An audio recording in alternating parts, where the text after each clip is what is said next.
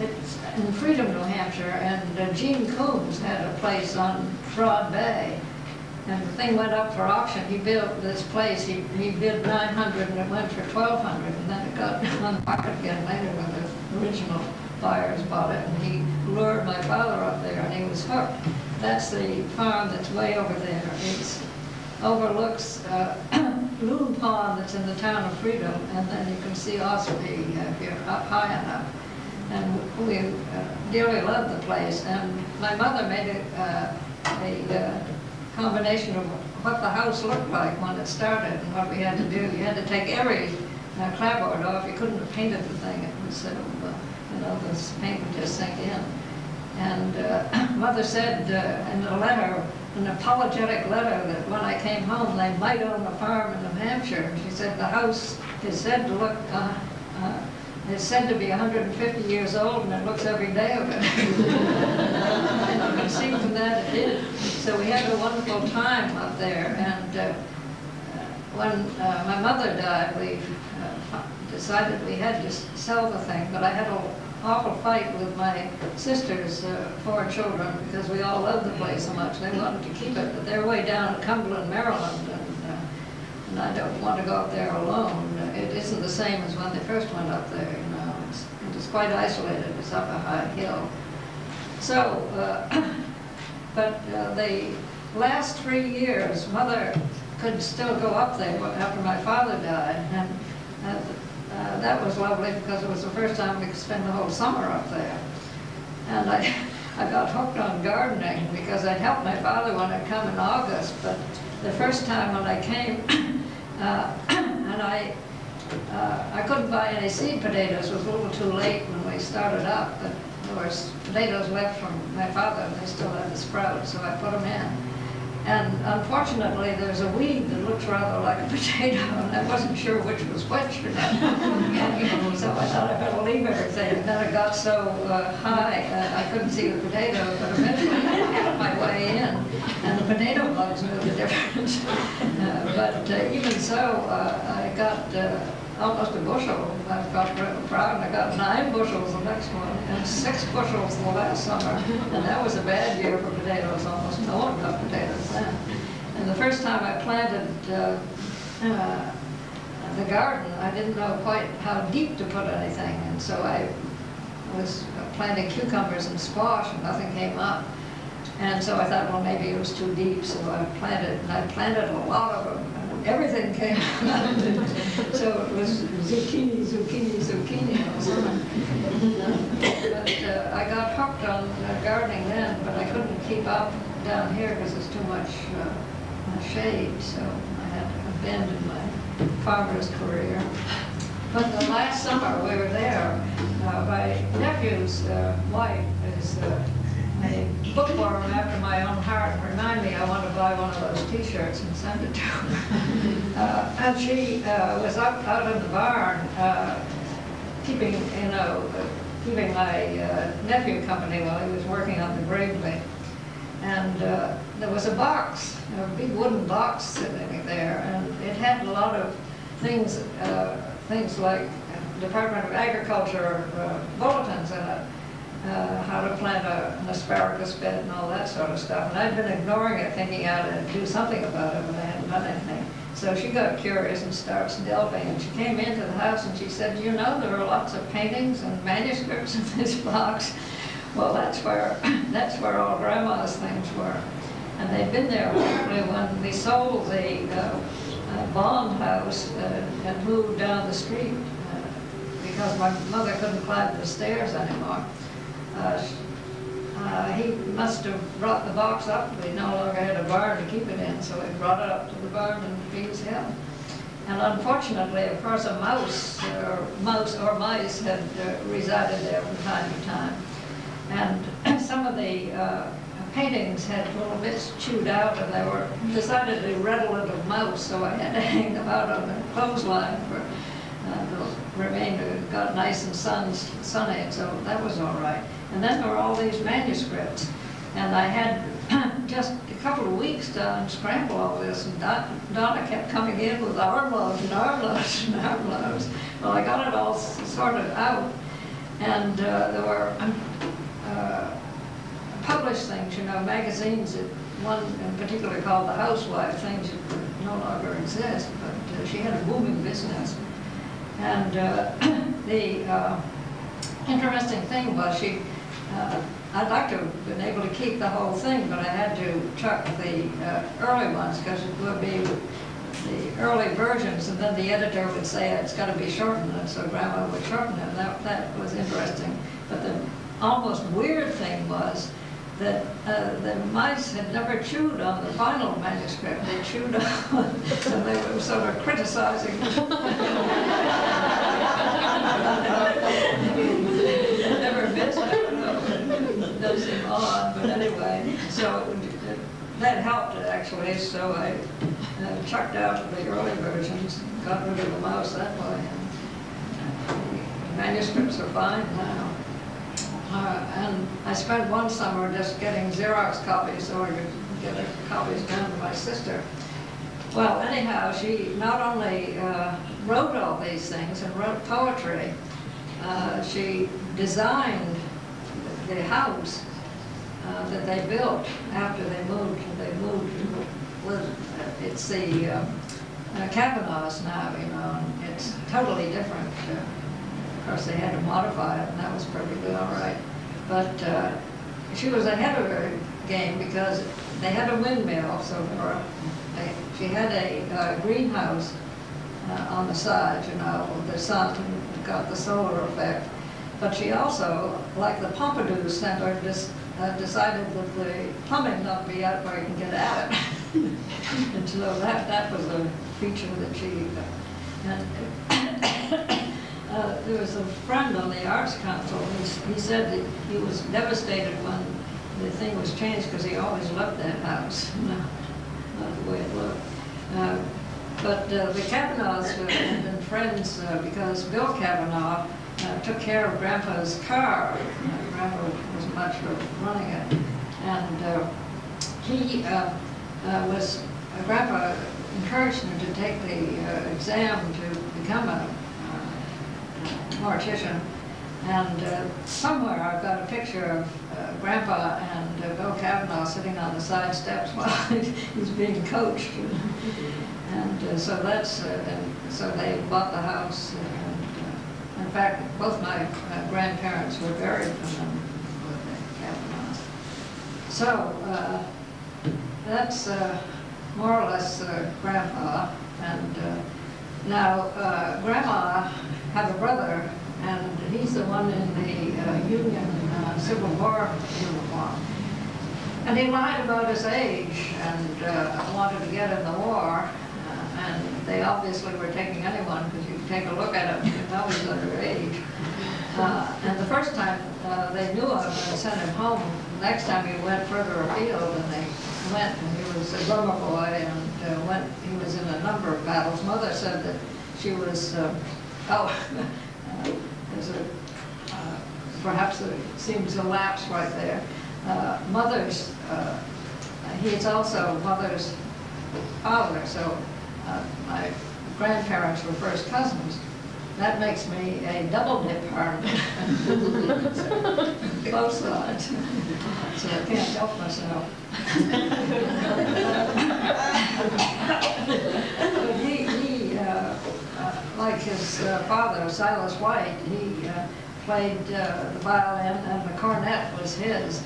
And Mother got tired of hearing it, apparently, and took off the mouthpiece and hit it. So that's why the mouthpiece is missing from it.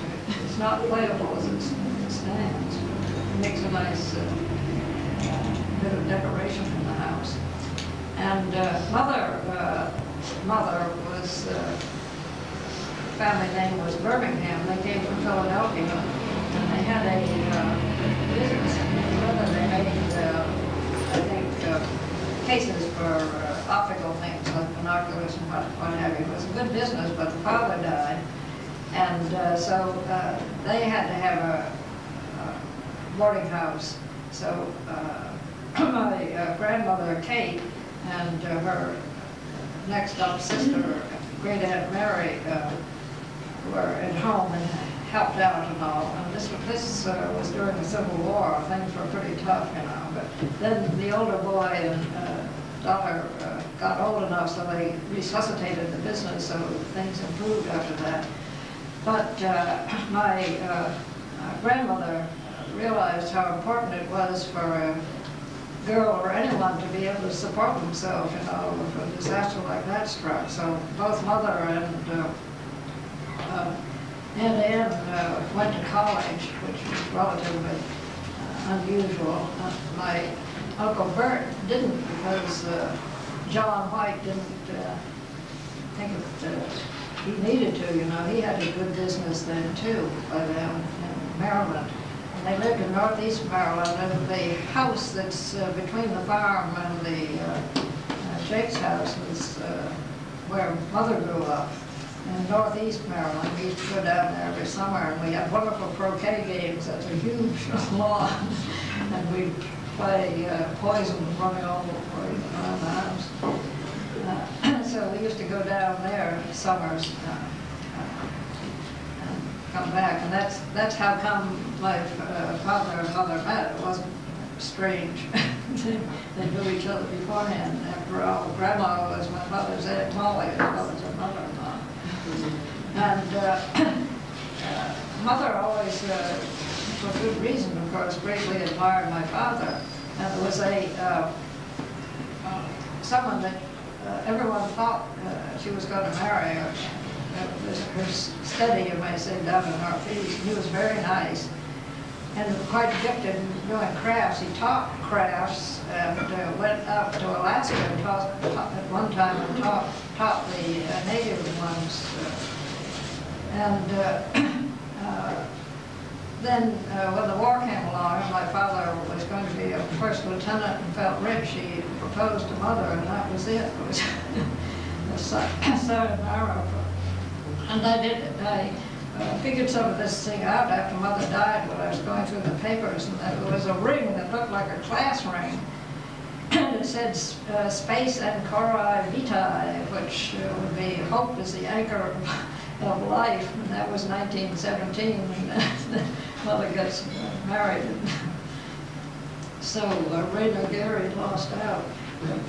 Unfortunately, things happened he hadn't written, but he finally met someone very nice. So. Excuse me. Yes, a little water would help.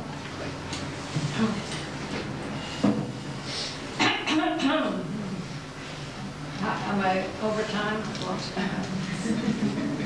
I haven't gotten my sister yet.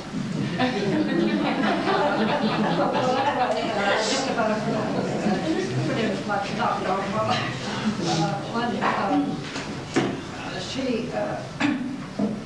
When I was doing some more research, there's one of those writing desk portable things, you know, it's a box and you open it up, and that my grandmother's, Birmingham's beau had made it for her, someone else than John White, and so evidently, like mother, like daughter, and he told me so much to last when they saw what they really like. They made a good choice. They certainly don't fault Mother for the choice. She really just did nuts if she had. That was it. Well, anyhow, there were three of us. I had a brother, and he died when he was 7. And it's something you can die of today. He was in the hospital on the roll, and what is it? Staph infection, the infection. And now they've got these resistant strains, so they're very hard to rout out, and they're still having problems with it. But he died of that when he was 7. And when there's a picture that I have when the family, when I'm 2 and my sister's 4 and my brother's 6, which is just shortly before he died. And I looked very shy, and the reason I was very shy was I couldn't see people. I was extremely nearsighted. And I remember wondering, someone, oh, didn't you know so-and-so? And I wondered, how could you tell, these blobs? Did they smell it? Anyway, I've got a picture there that the first one that shows me with glasses, and I'm grinning broadly, and that's great. Well, I hadn't someone told me this before. My sister and I both were I think it comes from the Birmingham side. My grandmother Kate was nearsighted. Aunt Mary was very nearsighted. But they had brains, and that's, you can see it at all. I do. And we both, Mary and I both went to Vassar. At the time, friends of ours lived where the Coonses moved in. And they were Lowells. And Betsy and Mary came up when they first moved in and knocked on the door, and Mother opened it, and she said, Betsy looked up and said, do you have any little children to play with? And Betsy's younger sister, Mary, we always called her Mary's sister to straighten her out, not my Mary, she had sort of a cast in her eye, and so Mother said this little thing was looking out. Mother allowed us out. She was well supplied. So we were close friends until they moved to Melrose when they were 4. And that's when the Coomses came. But we always kept our friendship. We still do. And Mrs. Lowell went to Vassar, and that's why Mary and I had to go to Vassar because the Lowells so we were spotted. And then Mary taught for 1 year. When you teach in a public school, quite often the private one, they fire you at the end of the year and get someone else cheaper, And that happened to Mary. She was kind of devastated. My father said, oh, goody, because he wanted to follow her natural bent, which was writing. When she was little, she had a newspaper that she used to write. And August MacLeod, you couldn't wait for the next edition to come out because they were so funny, and I illustrated them. And sure enough, she did. She came home and took a journalism course at Simmons, and her professor was so impressed, he insisted that she go to Columbia School of Journalism, and that was during the war. So it was easier for her to get in. And she wound up as president of her class and led the parade, and they graduated on D-Day, which was quite a day for a reporter to graduate. And that night she went out to Cumberland because she had a job on the newspaper there. And when she first started out, ladies didn't go to the police station, She covered the really dangerous thing like school committee.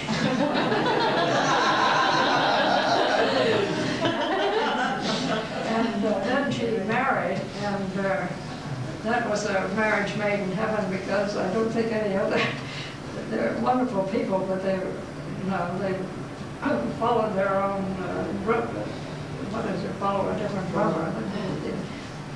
Bud loved airplanes. He was, his service was in the air, but building the things. And at one time, he was reconstructing a plane in the garage. They had it in the garage for years.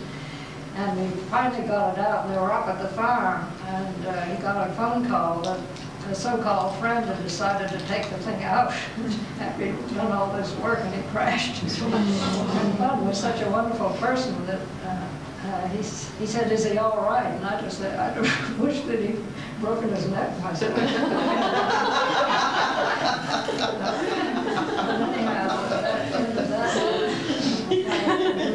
When they were courting, he had a Cub, one of those little planes, and being polite, I was kind of going like this, and it was an icy day, and we had to kind of run around the airport to get launched. And I kept calculating Bernoulli's theory. It didn't seem to me we were going fast enough to get enough. But we did. He was a wonderful pilot, actually. And there on the hill, we have Pease Hill and Pinto Hill. Pinto is down in near Cumberland. And he cleared the brush off in the back, and so he could land the plane. And if you're landing when it's sloping up, you land much short distance. And I watched him come in, and the plane kind of put its speed. It was the neatest thing I ever saw. They used to go off flying around, and that is heaven for gliders. There was one couple that came all the way from Michigan, and they got real friendly with Bud because he was very open and welcoming to everyone. And Bud would get up and do the tow plane, so people would get launched. One of his friends set a record for gliding. I forget how many miles it was down the mountain chain. It was amazing what the distance they can go if you use the thermals. But then Bud died. He had diabetes, and it was a complication of that. And so Mary eventually got back essentially the same job in the newspaper, and she just retired a second time not too long ago, so now we can, or at least we could spend all this time traveling. Fortunately, it's gotten to, I've been there and done that, and then we just signed up for a trip to the Caribbean on September 12th. Everything went well, but I was nervous about it, I must confess. So I think for the time being, it's a hassle in airports these days. We've seen almost everything. I didn't get to Crete. I always wanted to get there, and Machu Picchu, but that's about it. But we've had a lot of fun together. And now, when I graduated, this was in '44, and they were shortening the thing. We graduated in April, and the next class graduated in December, so they were 45-4. And I was just about to walk out of the building when I got a call to majored in chemistry, and the head of the department called and said, "I want you to apply to graduate school in Cornell." She didn't say, "You want to," she said, "You will do so." And they come recruiting. Cornell has been co-ed right from the start, but there weren't all that money in the graduate school, and they generally didn't get fellowships and that sort of stuff. But anyway, so I applied and went there in due course, and I hadn't really thought about graduate school so much, so I had more math, I'd been geared towards it as a man would have been. But I seem to have the same sort of luck that my father had. It used to drive my mother nuts. She'd worry about something and plan for it, and things wouldn't work out. My father would just go ahead and everything would work out the darndest ways. And mother would say, "You just go ahead." And so we had to sing, "Bullhead muzzle scores again." I think the best example of that was during the war when I graduated from college, and he asked me what I'd like for graduation present, and I said, since I was going to graduate school, I thought a typewriter would be good. I borrowed my roommate's, and she had an Underwood. He asked what I'd like. Well, I said, those were rations, you couldn't buy them. New ones, and so I said, well, anything, but I told him that's what I'd used. Well, he didn't get around to doing anything, and then he asked Miss Carey, the secretary, to stop off at the store when she was down getting her lunch and ask what it was about. Well, just that morning, they had been cleared for a sale. So she picked out the Underwood, and she didn't have any money with her, but she asked them to hold it, and she'd be back later with a check. And in just that time, they decided they'd make much more money renting the thing. But since they promised it to me, so just about 15 minutes during the Second World War, when you couldn't find a new typewriter, he did it. I think that was the high water mark. But is that too much?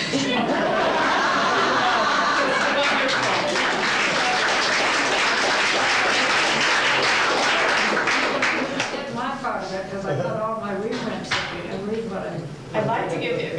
chance to look at everything you brought. Yeah, okay. And I think she brought a lot of wonderful artifacts and documents, and as well as Carolyn and Kathleen's, and I know some people came over late, and I think we need to give them a chance to see that, and also to have some I'm not going to have some pie. Also, if anybody hasn't signed the guest book, we have Yeah, here. we have a guest book. Okay. I'm not sure for John. You did fine.